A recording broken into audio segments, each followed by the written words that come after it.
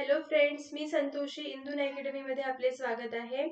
आपण जी staff nurse GNM ची जी exam होते आरोग्य सेवा भरती DMER DHS थ्रू, त्यामध्ये जो टेक्निकल पार्ट आहे त्यातला अॅनाटॉमी अँड फिजिओलॉजी हा लेसन आपण सुरू केलाय. In previous lectures we have studied about cell division, mitosis आणि मिओसिस बद्दल आपण शिकलोय. ठीक आहे, आता आपण जो पुढचा लेसन आहे टिश्यू याबद्दल माहिती पाहणार आहोत.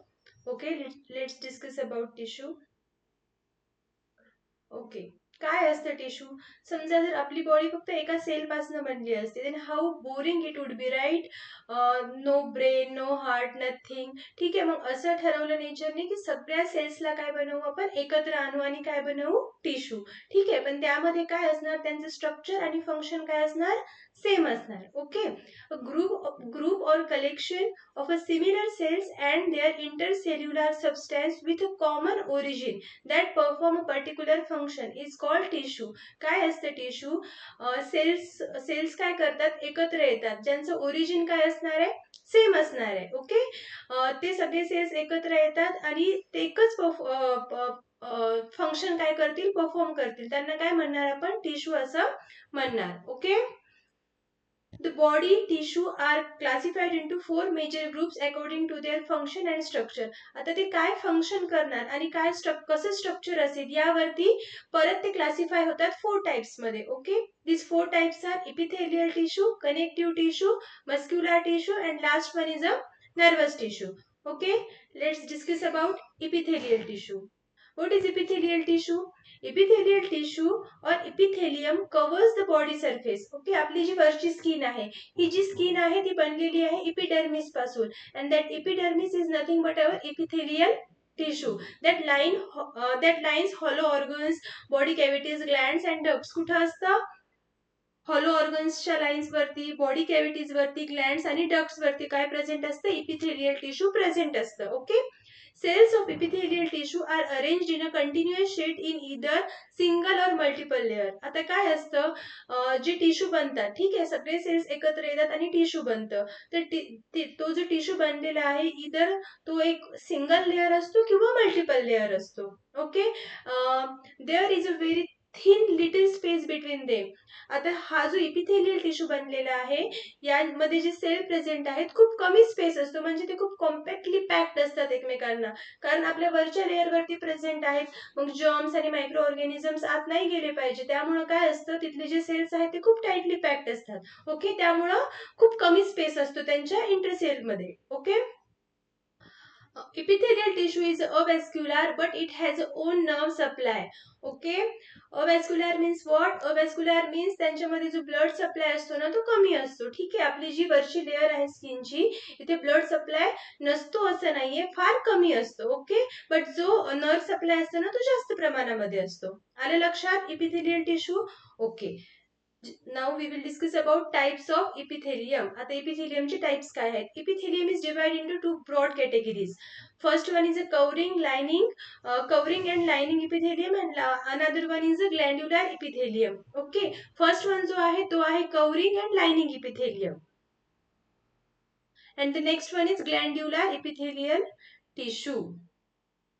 Okay, here you can see the images of epithelium tissue. First one is a simple cuboidal, stratified cuboidal, pseudostratified columnar, stratified squamous, stratified columnar, simple squamous, simple columnar, transitional. Okay, these are the types of epithelium tissue. प्रत्येक tissue बद्दल आपण discuss करूया detail मध्ये. Okay, okay, first one is a simple epithelium. काय असतो simple epithelium? हा single layer of sale पासून बनलेला आहे. ठीक आहे, सेलची काय आहे, एक सिंगल लेअर प्रेझेंट असते, तुम्हाला इथे डायग्राम मध्ये दिसतंय. ओके, ही एक सिंगल लेअर प्रेझेंट आहे, हा बेस असतो आणि हा सिंगल लेअर आहे. There are 4 types of simple epithelium based on the shape of cell. आता सेलची जी शेप आहे त्यावरती डिपेंड करतं, त्याचे पण किती टाइप्स आहेत, 4 टाइप्स आहेत. सिंपल इपिथेलियमचे 4 टाइप्स आहेत आणि हे कुठली लेअर आहे, सिंगल लेअर ऑफ सेल आहे. आले लक्षात. त्यामधला जो फर्स्ट आहे that is squamous epithelium. What is squamous epithelium? Squamous epithelium मध्ये काय असतं, याची जी सेलची अरेंजमेंट जी असते ना ती फ्लॅट सेल सारखी असते. ओके, ते फ्लोर टाईल सारखं दिसतं आपल्याला, म्हणून त्याला काय म्हणतो आपण, स्क्वॅमस इपिथेलियम असं म्हणतो. आणि काय होतं, फ्लॅट सेल असल्यामुळे तिथं काय होणार आहे, डिफ्युजन इझिली होणार आहे. Diffusion occurs easily. आपण शिकलो होतं डिफ्युजन म्हणजे काय, त्यासाठी काय लागत असतं. ठीक आहे, तर तिथं फ्लॅट सरफेस असल्यामुळे डिफ्युजन इझिली होतं आणि आपल्या स्किनवरती प्रेझेंट असतं. Squamous epithelium is classified as the endothelium which lines blood vessels and the heart. आता squamous epithelium काय असतं, वन जो पार्ट आहे that is endothelium and another is mesothelium. आता endothelium particularly कुठे प्रेझेंट असतं, जे आपले ब्लड वेसल्स आहेत. ओके, आपलं हार्ट आहे तर काय प्रेझेंट असणार आहे, एंडोथेलियम टिश्यू प्रेझेंट असणार आहे. आणि जो मेझोथेलियम आहे तो असणार आहे कुठे present, which lines the serous cavities, pleura, peritoneum and pericardium इथं प्रेझेंट असतं. ओके, जी कॅव्हिटीज आपल्या बॉडीमध्ये प्रेझेंट असतात, प्लुरा, पेरिटोनियम अँड पेरिकार्डियम, ही जी हार्टची कॅव्हिटी आहे, हार्टच्या कॅव्हिटीला आपण पेरिकार्डियम असं म्हणतो. ओके, या सगळ्या कॅव्हिटीमध्ये काय प्रेझेंट आहे, squamous epithelium tissue which is single layer of cell. Understood? Okay. It is also present in a lung alveoli and Bowman's capsule. कुठे प्रेझेंट असतं, अजून आपली जी अल्वेलाई आहे त्यामध्ये पण प्रेझेंट असतं. ओके, तिथं पण सिंपल डिफ्युजन होत असतं. जेव्हा आपण रेस्पिरेटरी सिस्टीम शिकू तेव्हा तुम्हाला लक्षात येईल की इथं डिफ्युजन कशा प्रकारे होतं. Okay, and the another one is Bowman's capsule. Bowman's capsule कुठला पार्ट आहे, किडनीचा. ओके, जेव्हा फिल्ट्रेशन होत असतं तिथे सुद्धा डिफ्युजन होतं. ठीक आहे, हे वुमेन्स कॅप्स्यूल मध्ये पण कुठला टिश्यू प्रेझेंट असतो, सिंपल इपिथेलियम, त्यामधला स्क्वॅमस इपिथेलियम प्रेझेंट असतो. आलं लक्षात. यावरती एमसीक्यू विचारले जाऊ शकतात, त्यामुळे व्यवस्थित अभ्यास करा. ओके, आता फंक्शन पाहू आपण. फिल्ट्रेशन मी तुम्हाला आत्ताच सांगितलं, किडनीमध्ये फिल्ट्रेशनसाठी याचा यूज होतो. ओके, डिफ्युजेस. आता जी आपली आपण रेस्पिरेशन करतो, ठीक आहे, तेव्हा आपण O2 आत घेतो आणि कार्बन डायऑक्साईड बाहेर सोडतो, तेव्हा काय होतं असतं, डिफ्युजन होत असतं. कुठे डिफ्युजन होतं, आपले जे ऑस्मोसिस होतं, कुठे होतं, ब्लड वेसल्स आणि लंग्स मध्ये. ओके, तर तिथं सुद्धा काय प्रेझेंट असणार आहे, तुमचा एपिथेलियम टिश्यू प्रेझेंट असणार आहे. अँड ऑस्मोसिस जिथं होतं तिथं सुद्धा तुमचा एपिथेलियम टिश्यू प्रेझेंट असणार आहे. आले लक्षात. Okay, now let's discuss about cuboidal epithelium. इथे तुम्हाला डायग्राम दिसते, क्यूब लाईक स्ट्रक्चर दिसतंय. Okay, cube shape cells present असतात, लक्षात ठेवायचं. स्क्वॅमस मध्ये कसे असतात, फ्लॅट सेल्स प्रेझेंट असतात. क्युबॉइडल मध्ये कसे असतात, क्यूब सारखे सेल्स प्रेझेंट असतात. Found in a renal tubules lining of duct of glands, pancreatic duct and secreting portion of endocrine gland, thyroid. आता प्रेझेंट कुठं कुठं असतं, क्युबॉइडल इपिथेलियम प्रेझेंट असतं जे रिनल ट्युब्युल्स आहेत त्यामध्ये प्रेझेंट असतं. ओके, अजून कुठं असतं, जे ग्लँड्स आहेत. ओके, जी आपली पॅनक्रियाटिक डक्ट आहे, पॅनक्रियाटिक डक्ट मध्ये सुद्धा क्युबॉइडल इपिथेलियम प्रेझेंट आहे. आणि अजून कुठे आहे, secreting portion of endocrine Gland, आपली जी थायरॉइड ग्लँड आहे त्या ग्लँड मध्ये सुद्धा क्युबॉइडल इपिथेलियम प्रेझेंट आहे. आले लक्षात. फंक्शन काय, आता ग्लँड मध्ये प्रेझेंट आहे म्हणजे काय करणार, सिक्रेशन करणार. ओके, ऍब्झॉर्प्शन करणार आणि एक्सक्रिएशन करणार. आलं लक्षात. क्युबॉइडल इपिथेलियमचं फंक्शन काय आहे, secretion, absorption and excretion. Understood. Okay, आता पाहू कॉलमनार इपिथेलियम. कॉलमनार इपिथेलियमचे सेल्स कसे असतील, रेक्टँग्युलर शेप सेल असतात यामध्ये. आणि कुठे प्रेझेंट असतं हे, GIT is gastrointestinal tract, ducts of many gland. कुठे प्रेझेंट आहे, इनर लाइनिंगला, कोणाच्या, गॅस्ट्रोइंटेस्टायनल ट्रॅक्टच्या आणि डक्ट ऑफ मेनी ग्लँड. खूप जे आपल्या बॉडीमध्ये ग्लँड प्रेझेंट आहेत त्या ग्लँडच्या डक्ट्स मध्ये सुद्धा कॉलमनार इपिथेलियम प्रेझेंट असतं. आता ग्लँड्स आहेत म्हणजे काय फंक्शन असणार आहे, secretion and absorption. It contains more organelles capable of a higher level of secretion and absorption. काय असतं, it contains more organelles capable of a higher level of secretion and absorption, जिथे जास्त प्रमाणामध्ये सिक्रेशन आणि absorption होतं. कुठले आहेत, एक गोबलेट ग्लँड्स आहेत. Cells are modified columnar epithelial cells which secrete mucus. ठीक आहे, आपल्या बॉडीमध्ये जे गोबलेट ग्लँड्स असतात जे काय करतात, सिक्रेट करतात म्युकसला. ओके, तर तिथे पण कोणते सेल्स प्रेझेंट आहेत, कॉलमनार इपिथेलियम सेल प्रेझेंट आहेत. ओके, चलो अब डिस्कस करते हैं सिलिएटेड कॉलमनार इपिथेलियम. काय असतं सिलिएटेड कॉलमनर इपिथेलियम? हा पण एक सिंगल लेअर पासूनच बनलेला आहे आणि यामध्ये सुद्धा रेक्टँग्युलर सेल्स प्रेझेंट असतात. आलं लक्षात? रेक्टँग्युलर सेल्स कुठे कुठे प्रेझेंट असतात? एक तर कॉलमनार मध्ये पण असणार आहेत आणि सिलिएटेड मध्ये पण असणार आहेत. पण बेसिक डिफरन्स काय असणार आहे दोघांमध्ये?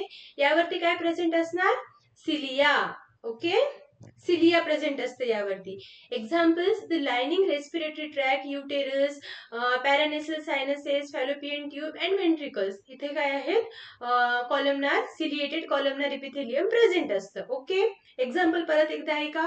जी आपली रेस्पिरेटरी ट्रॅक आहे, आपल्या रेस्पिरेटरी ट्रॅक मध्ये सिलिएटेड कॉलमनर इपिथेलियम प्रेझेंट असतं, युटेरस मध्ये असतं, पॅरानेसल सायनसेस मध्ये असतं, फॅलोपियन ट्यूब मध्ये असतं अँड वेंट्रिकल्स.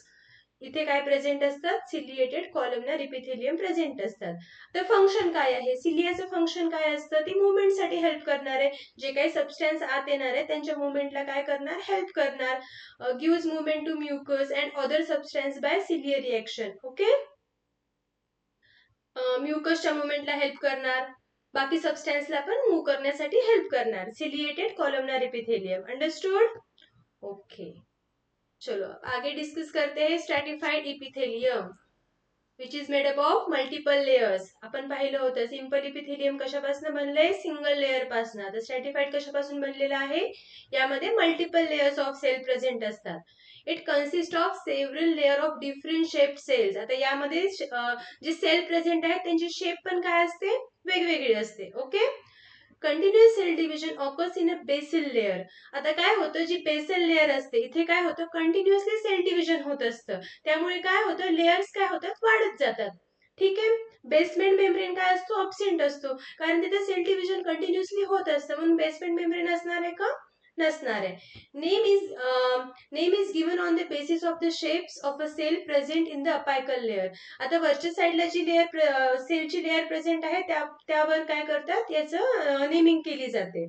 फंक्शन काय करणार आहे? फंक्शन आता protect the underline structure from the wearing and tearing. आपल्या स्किनचा जो अंडरलाईन स्ट्रक्चर आहे त्याला काय करणार? प्रोटेक्ट करण्याचं काम करणार आहे स्ट्रॅटिफाइड इपिथेलियम. ओके ओके, आता यामध्ये पण काही टाइप्स आहेत. First one is a stratified squamous epithelium. इथे दिसते तुम्हाला मल्टिपल लेयर्स आहेत. आपण आधी पाहिलं होतं सिंपल स्क्वॅमस इपिथेलियम. कन्फ्यूज व्हायचं नाहीये. ठीक आहे, व्यवस्थित पहा फंक्शन काय आहे आणि कुठला टिश्यू कुठे प्रेझेंट असतो. ओके, एक दोन फंक्शन तुम्ही टिश्यूचे लक्षात ठेवले ना, तुम्हाला लक्षात येईल की तो टिश्यू कोणता आहे. Okay, stratified squamous epithelium. Deepest layer cell are columnar in a shape and cells in the apical layer are squamous, flat in shape. काय आहेत? डीपेस्ट लेयर जे आहेत ते कुठले आहेत? कॉलमनार शेपचे आहेत. ठीक आहे, आणि अपायकल लेयरला कोणते आहेत? फ्लॅट शेपचे सेल आहेत. Okay, type. There are two types of stratified squamous epithelium. दोन टाइपचे stratified squamous epithelium आहेत. First one is keratinized, another one is non-keratinized. ठीक आहे, आता keratinized पाहू आपण. Keratinized squamous epithelium काय असतं? Found on a dry surface with changes of wearing and tearing like skin, hair and nail. कुठे present असणार आहे? केरॅटिनाइज्ड स्क्वॅमस इपिथेलियम प्रेझेंट असणार आहे आपल्या स्किन वरती. ओके, आपल्या हेअर्स मध्ये आणि नेल मध्ये. ओके, आणि नॉन केरॅटिनाइज्ड कुठे असणार आहे? Found on a wet surface with chances of wearing and tearing like mouth and anal canal, vagina and conjunctiva of eye. कुठे असणार आहे? नॉन केरॅटिनाइज्ड ते असणार आहे आपल्या माउथ वरती. ठीक आहे, माउथच्या लेअर जी आहे ती कशापासून बनलेली आहे? Stratified squamous epithelium. त्यामध्ये कुठला टाइप आहे? Non keratinised squamous epithelium. Understood? परत काय? एनल कॅनल सुद्धा नॉन केरॅटिनाइज्ड पासून बनलेली आहे. वजायना सुद्धा नॉन केरॅटिनाइज्ड पासून बनलेली आहे अँड कंजक्टिव्हा ऑफ आय सुद्धा नॉन केरॅटिनाइज्ड पासून बनलेला आहे. आलं लक्षात? हे दोन्ही जे टाइप आहेत ते कशाचे आहेत? स्ट्रॅटिफाइड स्क्वॅमस इपिथेलियम. ओके, आता स्ट्रॅटिफाइड क्युबॉइडल इपिथेलियम. कशी शेप असणार आहे सेलची? क्यूब असणार आहे. क्युबॉइडल म्हणजे कुठली शेप? क्यूब शेप असणार आहे. आणि apical layer R cube shape. वरच्या साईडची जी लेअर आहे ती क्यूब शेप असेल. It is rare type of present in a part of male urethra and duct of a sweat Gland. कुठं असतं? काही रेअर पार्ट, मेलची जी युरेथ्रा आहे त्याच्या रेअर पार्ट मध्ये स्ट्रॅटिफाइड क्युबॉइडल इपिथेलियम प्रेझेंट असणार आहे. आणि स्वेट ग्लँड, ओके, स्वेट ग्लँडचे जे डक्ट्स आहेत ना त्यामध्ये सुद्धा स्ट्रॅटिफाइड क्युबॉइडल इपिथेलियम असणार आहे. ओके, आले लक्षात? stratified columnar epithelium. Cells in the apical layer are columnar in shape. Okay, जी सेलची शेप आहे तोच टिश्यूचं नाव दिलेलं आहे, लक्षात ठेवा. ओके, इथे तुम्हाला दिसतंय क्यूब शेप सेल्स आहेत, टिश्यूचं नाव आहे स्ट्रॅटिफाइड क्युबॉइडल इपिथेलियम. मल्टिपल लेयर्स असले तर स्ट्रॅटिफाइड क्युबॉइडल इपिथेलियम. ओके, आता इथे दिसतंय तुम्हाला कॉलमनार इपिथेलियम आहे आणि टिश्यू सेल कुठल्या शेपचे आहेत, कॉलमनार शेपचे आहेत. Lines part of urethra and small area in anal mucous membrane. कुठे प्रेझेंट आहे, युरेथ्रा, काही पार्ट जो आहे युरेथ्राचा तिथे प्रेझेंट आहे आणि small area in anal mucous membrane मध्ये सुद्धा स्ट्रॅटिफाइड कॉलमनार इपिथेलियम प्रेझेंट आहे. ओके, आलं लक्षात? ठीक आहे, काही डाऊट असेल तर मला कमेंट मध्ये नक्की विचारा. आता पाहू आपण last one, that is transitional epithelium. Transitional epithelium कसं बनलेलं असतं, यामध्ये काय होतं, वेगवेगळे cells, a form of stratified epithelium in which cuboidal cells adjust to mechanical changes like stretching and recoiling. इथं काय होतं, क्युबॉइडल सेल्स जे आहेत ना ते एकमेकांवरती अरेंज होतात, पण ते काय करतात, तिथं जी काही ऍक्टिव्हिटी होती त्यानुसार स्वतःमध्ये चेंजेस करतात, जसे की स्ट्रेचिंग करतात, रिकॉइलिंग करतात. त्यामुळे काय होतं, सेलची शेप जी आहे ना ती चेंज होते. ओके, म्हणून त्याला काय म्हटलं जातं, ट्रान्झिशनल इपिथेलियम असं म्हटलं जातं. आलं लक्षात? It consist of different shaped cells in the apical layer. Cells in apical layer are squamous to क्युबॉइडल.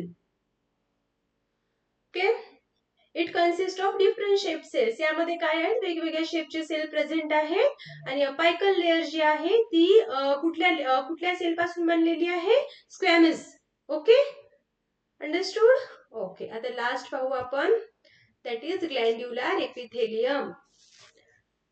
आपण पाहिलं होतं इपिथेलियमचे दोन टाइप पडले होते, बरोबर आहे. एक सिंपल इपिथेलियम होतं आणि अनदर वन इज ग्लँड्युलर इपिथेलियम. आणि आताचे या आधीचे जे आपण सगळे पॉइंट्स पाहिले ते सगळे इपिथेलियमचे टाइप्स आहेत. ओके, सिंपल इपिथेलियमचे. Now we have to discuss about glandular epithelium. काय आहे glandular epithelium? These tissues are found in both endocrine and exocrine glands. Okay, आता ग्लँड्युलर इपिथेलियम आहे म्हणजे कुठे प्रेझेंट असणार आहे, जिथे ग्लँड्स असतील. ग्लँड्स आहेत, एंडोक्राइन ग्लँड्स पण आणि एक्झोक्राइन ग्लँड्स पण. Okay, a group of epithelial cell capable of producing secretion is called glandular epithelium tissue. ठीक आहे, आता काय होतं, इपिथेलियल सेल जे आहे ते काय कशासाठी केपेबल असतात, सिक्रिशनसाठी. ओके, त्यामुळे ते त्या टिश्यूना काय म्हटलं जातं, ग्लँड्युलर इपिथेलियम टिश्यू असं म्हटलं जातं. Glands may consist of a single cell, goblet cell और a group of cell, pancreatic islets. आता काय आहे, जर सिंगल सेल असेल, ठीक आहे, तर कुठली ग्लँड आहे, गोबलेट. ओके, आणि जर ग्रुप ऑफ सेल्स असतील तर कुठली, pancreatic islets that secrete substance into duct or blood. काय होतं, हे जे सिक्रेट करतात एक तर डायरेक्टली ब्लड मध्ये केलं जातं किंवा डक्ट थ्रू सिक्रेशन होत असतं यांचं. Okay, next point, glandular epithelium is a multifunctional epithelial tissue. ठीक आहे, ग्लँड्स प्रेझेंट असतात म्हणून त्यांचं फंक्शन पण काय आहे, मल्टीफंक्शनल इपिथेलियल टिश्यू आहे. It combines with other tissues of the body to perform various vital functions of the body. ते काय करतात, बाकी टिश्यू सोबत पण कंबाईन होतात बॉडी मधले वेगवेगळे फंक्शन कॅरी आउट करण्यासाठी. आलं लक्षात, इपिथेलियल टिश्यू. ओके, काही डाऊट असेल तर कमेंट मध्ये मला विचारा आणि व्हिडिओ आवडला असेल तर नक्की लाईक करा, शेअर करा. Okay, thank you.